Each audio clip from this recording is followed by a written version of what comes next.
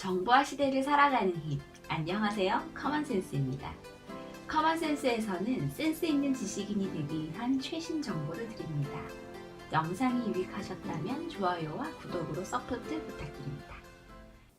IT는 모든 것을 바꾸고 있다. 사람이 사는 환경뿐만 아니라 사람 자체를 바꾸고 있다. 디지털 세상에서 24시간을 보내는 젊은이들이 그 예이다. 디지털 네이티브, 즉 디지털 원주민이라 불리는 이들은 글자보다는 영상에 익숙하다. 그 예가 바로 유튜브이다. 영상을 통해 정보를 얻고 TV보다는 유튜브를 많이 본다. SNS를 통해 정보를 공유하는 것을 넘어 자신의 감정까지 표현하는 데 익숙한 디지털 시대의 신인류이다. 이들은 컴퓨터, 카메라, 유튜브만 있으면 TV에 나오지 않아도 스타가 될 수 있다고 생각한다. 인터넷 개인 방송을 진행하는 스트리머, 유튜브 크리에이터를 꿈꾸는 이들은 디지털 콘텐츠를 가장 잘 만드는 생산자인 동시에 소비자이다. 또한 세계의 디지털 경제는 더 빠르고 급격히 변화하고 있다. 직접 운전하던 자동차가 자율주행차로, 종이돈은 가상화폐로, 금융은 테크놀로지가 결합된 핀테크가 되면서 삶의 형태가 바뀌고 있는 것은 의심의 여지가 없다. 인간의 필요와 욕구는 새로운 기술을 만들었고 IT의 발전은 경제 생활의 편리성을 가져다 주었다. 신개념의 디지털 경제 환경이 만들어진 배경이다. 디지털 경제, 디지털 세상, 모든 단어에 디지털이라는 단어가 붙기 시작했다. 이러한 디지털의 시대에 요즘 전 세계적으로 주목받고 있는 어플이 있다. 10대 젊은이들의 개성 표현의 플랫폼이 되고 있는 이 어플은 바로 틱톡이라고 한다. 유튜브와 같은 동영상 콘텐츠 어플인 틱톡은 세계 5억 명의 회원을 가지고 있을 정도로 거대한 플랫폼이 되어가고 있다. 오늘 커먼센스에서 다룰 주제는 중국에서 온 틱톡, 미국에서 온 유튜브의 다음 세대가 될까이다. 시작 전 틱톡을 모르는 사람을 위해 간단히 틱톡이 무엇인지 설명해 보겠다. 틱톡의 정식 명칭부터 한번 보자. 틱톡은 사실 우리나라에서 쓰는 명칭이며 중국어로는 더우인이라고 부른다.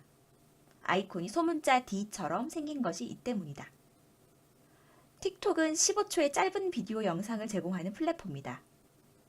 동영상 콘텐츠 플랫폼으로서 이미 전 세계 일상이 되어버린 유튜브와 영상을 기반으로 한 콘텐츠 공유 플랫폼이라는 점에서는 동일하지만 실제로는 차별화 점이 많다. 먼저 틱톡은 모바일에서만 운영한다.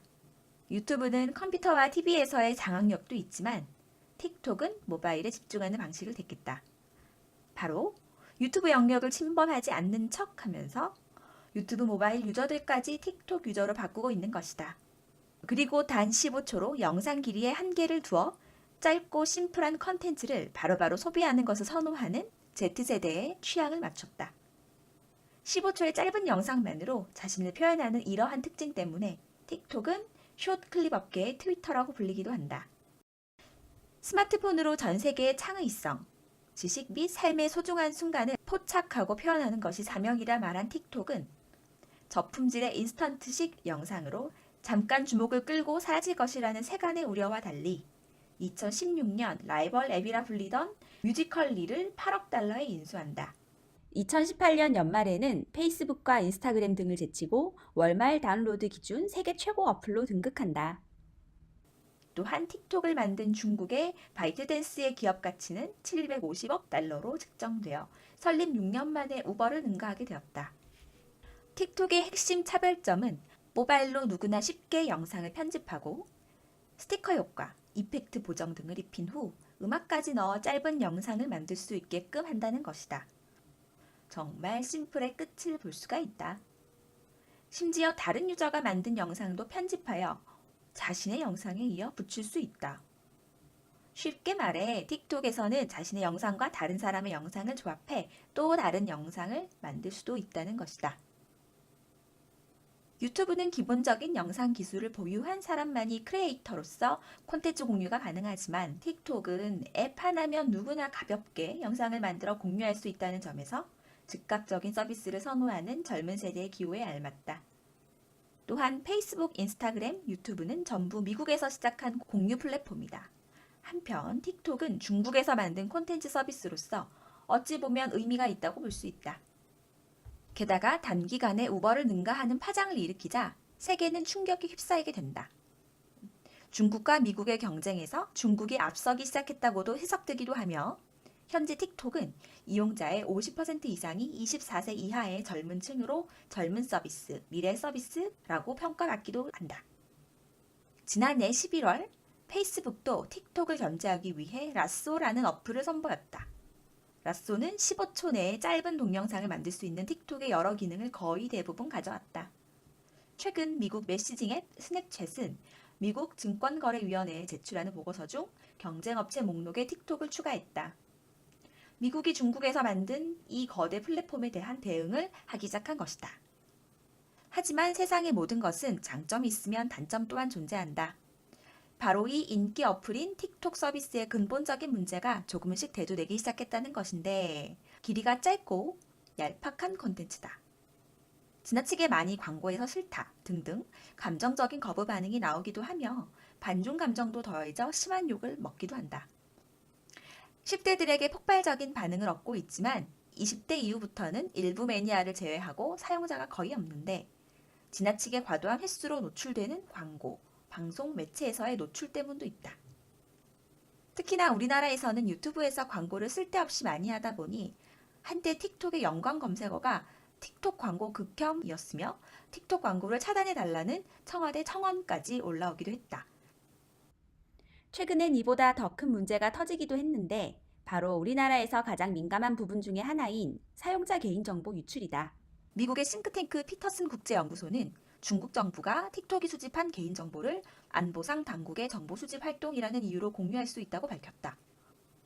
정보의 종류는 개인 식별 정보, GPS, IP 주소, 심카드 기반 위치 정보, 단말기 정보, 주소록, 문자 메시지 등이다. 피터슨 국제연구소는 이들 정보가 서양인의 얼굴 인식 성능 향상은 물론 여론 조작, 스파이 활동 등에 쓰일 수 있다고 우려를 표했다. 우리나라 정부에서 이렇게 발표를 했으면 아마 전 국민이 광화문 시위를 한 번 더 했을지도 모른다. 하지만 중국은 어떠한가? 중국 언론은 일제히 피터슨 국제연구소를 비판했다. 서구가 자기들의 헤게모니를 위협하자 히스테리를 부리는 거라고 표현했다. 그럼에도 불구하고 틱톡은 전 세계 누적 다운로드 8억 건이라는 모멘텀을 보이며 성장세를 이어나가고 있다. 단순히 짧고 가벼운 컨텐츠를 만들었다는 이유만으로 이룩한 성공은 아닌 셈이다. 동영상 기반 SNS 플랫폼으로서 틱톡이 가지는 잠재력도 많다. 10대가 대부분을 차지하여 컨텐츠의 질이 떨어진다는 비난도 있지만 누구나 쉽고 가볍게 자신을 표현하고 자신이 만든 영상으로 소통하고 공유할 수 있다는 점은 미래의 SNS로서의 틱톡이 가지는 분명한 장점이고 어찌 보면 유튜브가 가지지 못하는 방향일지도 모른다.